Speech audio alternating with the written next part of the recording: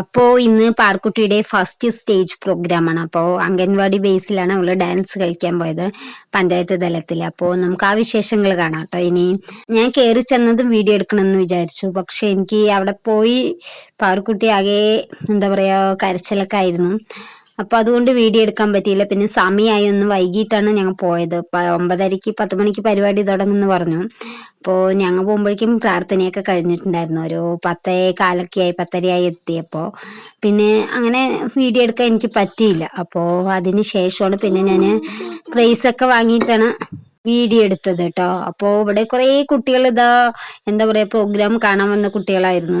അപ്പോൾ അവരിതാ ഇവിടെ മണ്ണപ്പം ചട്ടിയിലാക്കി മണ്ണൊക്കെ നിറച്ച് കളിക്കുന്നുണ്ടായിരുന്നു.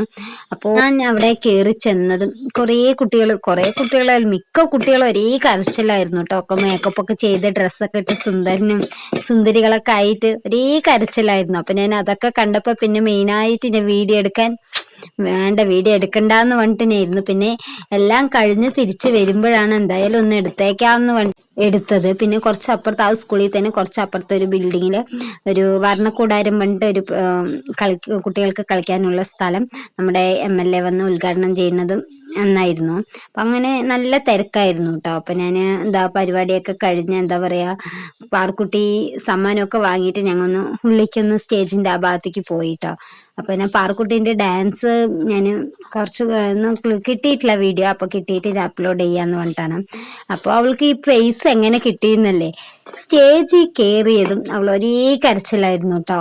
സ്റ്റേജിൽ കയറി ഇത്രയും പേരിനെ കണ്ടില്ല. ഇവിടെ നിന്നൊക്കെ നന്നായി കളിച്ചു, വീട്ടിൽ നിന്നും അംഗൻവാടിയിൽ നിന്നും ഒക്കെ നന്നായി കളിച്ചു. എപ്പോൾ സ്റ്റേജിൽ കയറിയോ എല്ലാ കുട്ടികളും കളിക്കുമ്പോൾ അവള് കരഞ്ഞുകൊണ്ട് സ്റ്റഡിയായി നിന്ന് ഒരേ കരച്ചിലായിരുന്നു.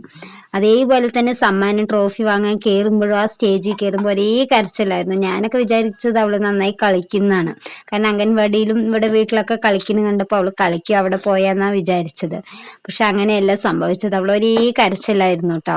പിന്നെ ഞങ്ങൾ രാവിലെ 10:30 എത്തിയാലും ഒരു 11-11:30 ആകുമ്പോൾ ഞങ്ങൾക്ക് ചായയും ബിസ്ക്കറ്റും അവിടെ നിന്ന് തന്നിട്ടുണ്ടായിരുന്നു. അതേപോലെ ഉച്ചയ്ക്ക് നെയ്ച്ചോറും കായച്ചാറും തന്നിട്ടുണ്ടായിരുന്നു കേട്ടോ. അപ്പൊ അതൊക്കെ കഴിഞ്ഞ് സമ്മാനമൊക്കെ വാങ്ങി ഞങ്ങൾ പാർക്കുട്ടി അവിടെ എത്തിയപ്പോൾ എനിക്ക് കുറേ ഉമ്മ തന്നു കേട്ടോ. സമ്മാനമൊക്കെ കിട്ടിയതിൻ്റെ ഇത് എന്തിനാ ഉമ്മ തരുന്നതെന്ന് ചോദിച്ചാൽ അവളെ ചീത്ത പറയാണ്ടിരിക്കാനാണ് പറഞ്ഞവള്. കാരണം അവള് ഡാൻസ് കളിച്ചില്ലല്ലോ. അപ്പൊ അമ്മ വീട്ടിൽ പോയി ഞാൻ ചീത്ത പറയുന്നു പറഞ്ഞിട്ടാണ് അവളെ എനിക്ക് ഈ ഉമ്മയൊക്കെ തരുന്നത് കേട്ടോ.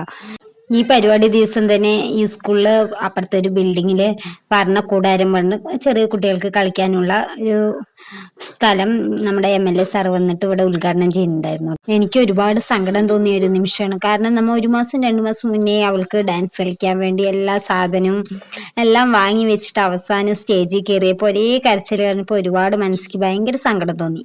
അത് കഴിഞ്ഞ് 2-3 ഫോട്ടോസ് പാർക്കുട്ടിന്റെ എടുത്തിട്ട് പിന്നെ അപ്പോഴേക്കും സമയമായി. അവളുടെ അച്ഛൻ വിളിക്കാൻ വന്നപ്പോൾ ഞങ്ങൾ തിരിച്ച് വീട്ടിലേക്ക് പോയിട്ടോ. അപ്പൊ ഇത്രയേ ഉള്ളൂ. അപ്പോൾ പാർക്കുട്ടിയുടെ ഫസ്റ്റ് സ്റ്റേജ് പ്രോഗ്രാം എക്സ്പീരിയൻസ് ഒരിക്കലും മറക്കാൻ പറ്റാത്തൊരു ദിവസമായിരുന്നു അത്. അപ്പോൾ ബൈ.